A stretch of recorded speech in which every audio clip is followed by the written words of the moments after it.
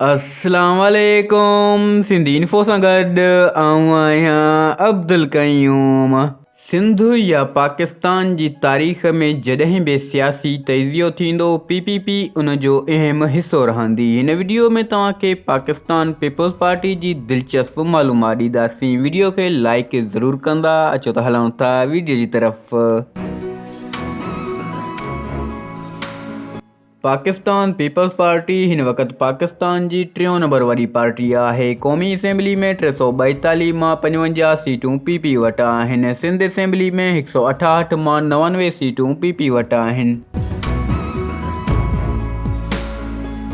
हिन पार्टी जो बुनियादु शहीद ज़ुल्फ़िकार अली भुट्टे 30 नवंबर 1967 में लाहौर शहर में थियल हिक गॾिजाणी में विधो। उन मौक़े ते ज़ुल्फ़िकार अली भुट्टे खे पार्टी चेयरमैन मुक़ररु कयो वियो। हिन पार्टी जो बुनियादु चइनि बुनियादी असूलनि ते विधो वियो। इस्लाम असांजो दीन आहे, जमहूरियत असांजी सियासत आहे, सोशलिज़म असांजी मईशत आहे, ताक़त जो सरचश्मो अवाम आहे। ज़ुल्फ़िकार अली भुट्टे पीपल्स पार्टी जे प्लेटफॉर्म तां जमहूरियत लाइ जदोजहद तेज़ कई। 1970 में पाकिस्तान में पहिरियों भेरो जमहूरी इलेक्शन थी। उन वक़्तु PP जो नारो रोटी कपड़ा और मकान ॾाढो मक़बूल थियो।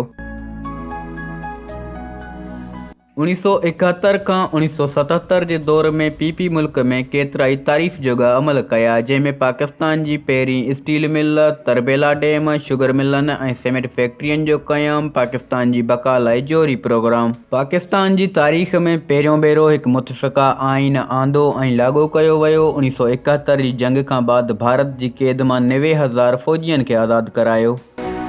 उन दौरान PP खां कुझु ग़लतियूं बि थींदियूं वयूं। जागीरदारनि खे पार्टी में आंदो वियो। जनरल ज़ियाउल हक़ खे फ़ौजी सरबराह कयो वियो। मोरूसी सियासत तौरु पार्टी खे हलायो वियो।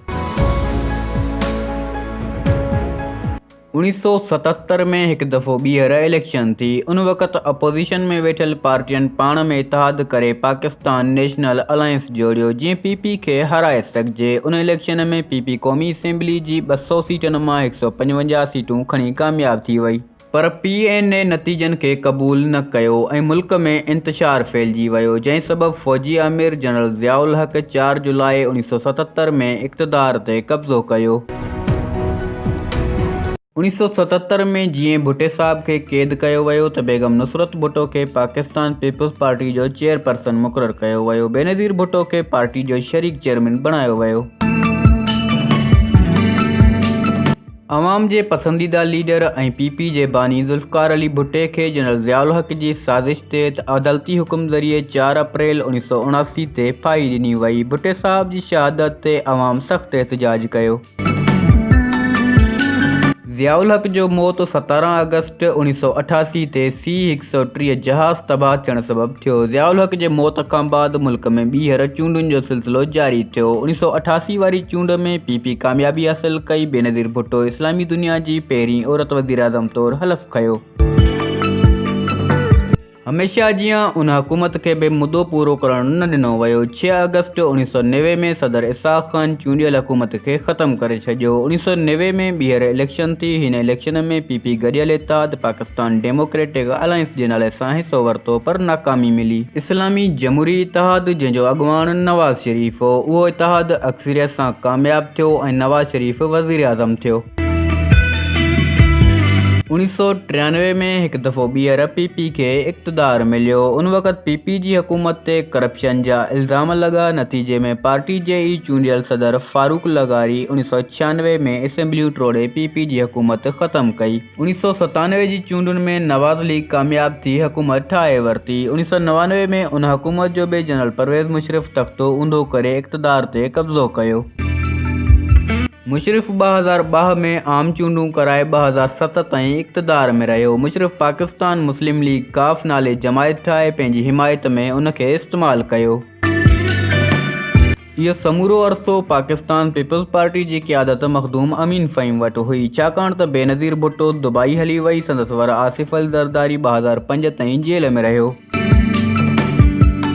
2007 जी आम चूंडुनि में पाकिस्तान पीपल्स पार्टी बीहण जो ऐलान कयो ऐं बेनज़ीर भुट्टो ॾेह वापसि मोटण जो ऐलान कयो। इन ऐलान बैदि हिकु दफ़ो ॿीहर PP जे कारकुननि में जोश ऐं जज़्बो पैदा थियो।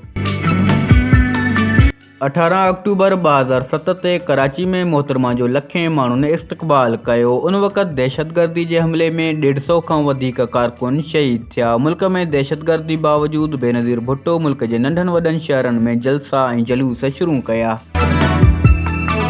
रावलपिंडी वारो जलसो हिन जी शहादत जो बाइस बणियो। कातिलनि हिकु मंसूबे तहत मोहतरमा खे शहीद कयो। इन सानहे बाद बिलावल भुट्टो ज़रदारी खे पार्टी चेयरमैन ऐं आसिफ अल ज़रदारी खे पार्टी जो शरीक चेयरमैन चूंडियो वियो।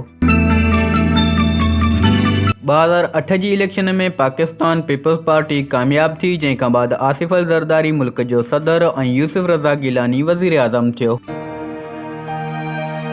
ज़रदारी जी हुकूमत खां बाद मुल्क में दहशतगर्दी, महांगाई ऐं करप्शन आम थी वई। पीपी जो उहो इमेज न रहियो जेको भुट्टे साहब जे दौर में हुयो, जंहिं सबबि 2013 जी इलेक्शन में नवाज़ लीग कामयाब थी वई। चइनि सूबनि जी ज़ंजीर सॾाईंदड़ पार्टी पाकिस्तान पीपल्स पार्टी 2013 ऐं 2018 खां बाद पीपी फ़क़ति सिंध ताईं महदूद थी वई आहे, पर हिन पार्टी जो बुनियादु लाहौर शहर में विधो वियो ऐं हिकु अवामी पार्टी तौरु मशहूरु हुई। हिन वक़्तु पीपी सिंध हुकूमत में आहे, जंहिंजी अपोज़िशन में GDA ऐं तहरीक इंसाफ़ आहिनि। दोस्तो, वीडियो पसंदि आई आहे त लाइक कंदा, कमेंट कंदा ऐं व्हाट्सएप ते दोस्तनि सां शेयर कंदा। चैनल खे सब्सक्राइब कंदा, घंटी जे निशान खे ज़रूरु क्लिक कजो। इन सां असांजी हर वीडियो तव्हां ताईं पहुचंदी। मिलंदासीं अगली वीडियो में। अल्लाह हाफ़िज़।